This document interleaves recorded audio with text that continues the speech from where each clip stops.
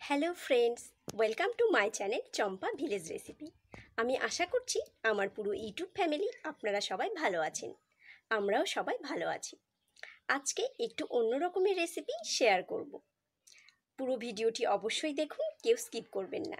পাশে থাকুন। আমার পুরনো বন্ধুদের অসংখ্য অসংখ্য ধন্যবাদ, যারা আমার পাশে সব সময় রয়েছেন, আমাকে সাপোর্ট করছেন। আর নতুন বন্ধুদের কাছে বিশেষ অনুরোধ, চ্যানেলটিকে সাবস্ক্রাইব করে পাশে থাকুন। আসুন তাহলে এবার কিচেনে যাই, রেসিপিটি শুরু করি। আজকে আমি এখানে 4টি করলা নিয়েছি।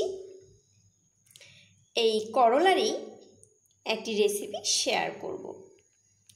করলা তেতো জন্য যারা পছন্দ করে না, তাদেরকে করলা এইভাবে রান্না করে দিলে শুধু করলার সবজি দিয়েই সব ভাত খেয়ে নেবে। তাহলে এবার আমি করলার রেসিপিটি শুরু করছি। কেউ স্কিপ করবেন না, পুরো ভিডিওটি অবশ্যই দেখবেন। প্রথমে আমি করলাগুলোকে এইভাবে ভালোভাবে ধুয়ে নিচ্ছি। করলা বা উচ্ছে, বিটার গোট, যে যেটি বলে।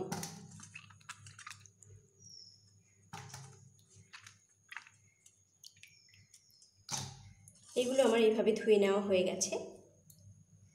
প্রথমে আমি করলাগুলোকে এইভাবে কেটে নেব। এইভাবে আমি এই অংশটা কেটে বাদ দিয়ে দিলাম। করলাগুলোকে আমি এইভাবে লম্বা করে এর বীজগুলো ফেলে দিয়ে এইভাবে আমি কেটে নিয়েছি। সবগুলো করলাকেই আমি এইভাবে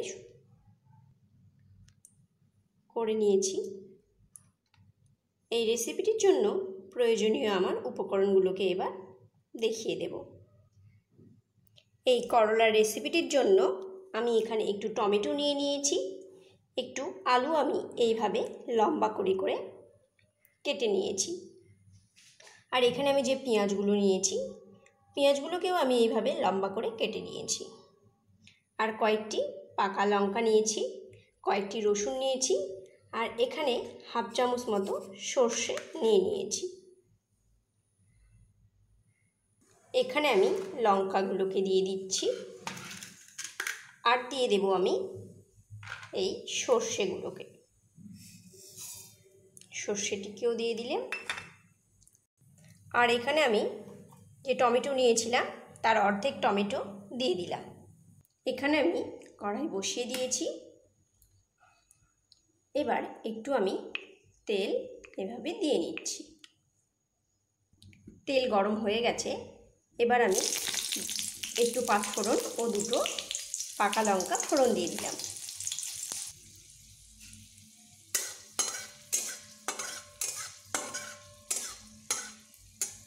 ফোড়নটি একটু ভাজা হতেই আমি এখানে করলাগুলোকে দিয়ে নেব।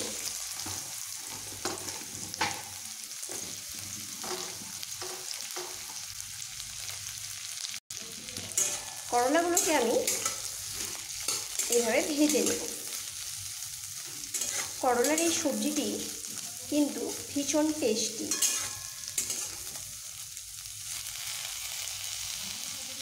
খুব অল্প পরিমাণে আমি এখানে একটু নুন দিয়ে নিচ্ছি। নুন দেবার পরে নুনগুলোকে মিশিয়ে করলাগুলোকে ভালো করে ভেজে নেব। এই পেস্টটি আমার সুন্দরভাবে পেস্ট হয়ে গেছে। মশলাটি, করলাগুলোকে আমি এইভাবে একটু ঢেকে দিয়েছিলাম। আমি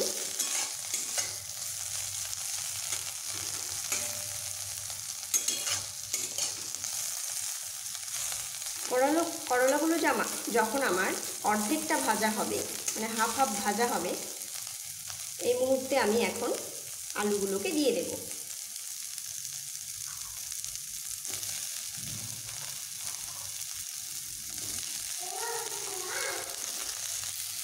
এবার আলু ও করলাকে আমি একসঙ্গে এইভাবে ভেজে নেব।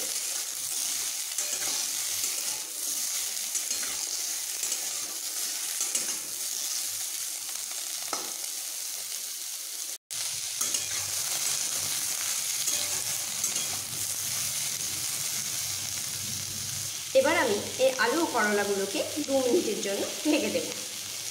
2 মিনিট পরে আমি ঢাকা খুলে এগুলোকে বেশ ভালোভাবে ভেজে নেব। ভালোভাবে ভাজলে করলার তেতো ভাবটা কিছুটা কমে যাবে।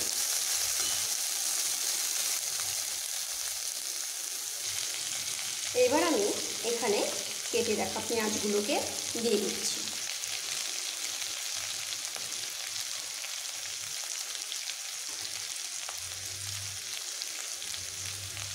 আমি কেটে রাখা টমেটোগুলোকেও দিয়ে দিচ্ছি।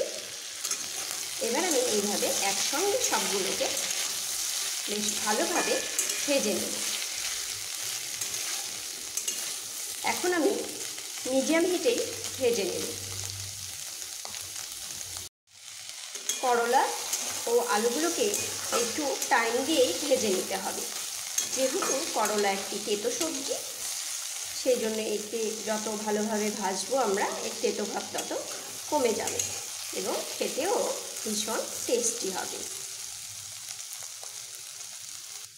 এখানে আমি বাকি রসুনগুলোকে এইভাবে থেতো করে নিয়েছি।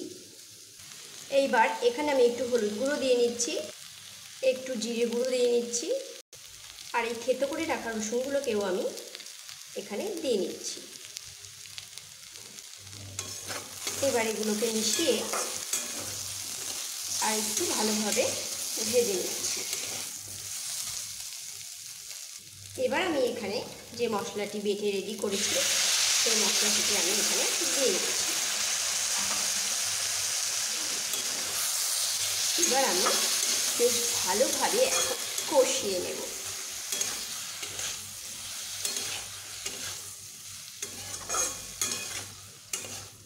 বেশ ভালোভাবে এইভাবে কষিয়ে নেব।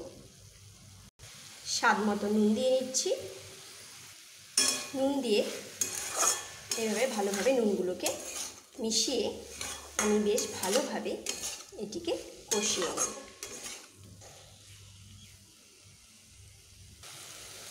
এবার আমি এটাকে বেশ ভালোভাবে কষিয়ে নেব।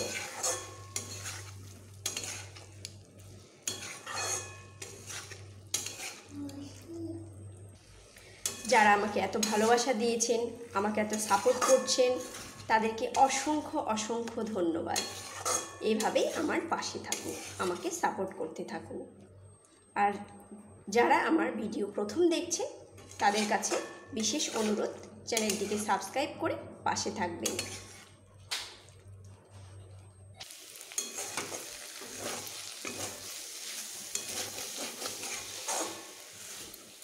এখানে আমি হালকা একটু জল দিয়ে দেব।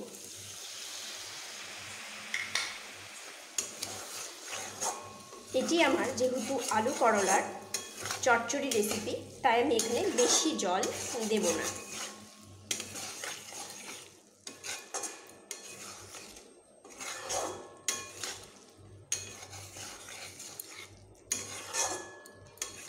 আমার এটি কষানো হয়ে গেছে।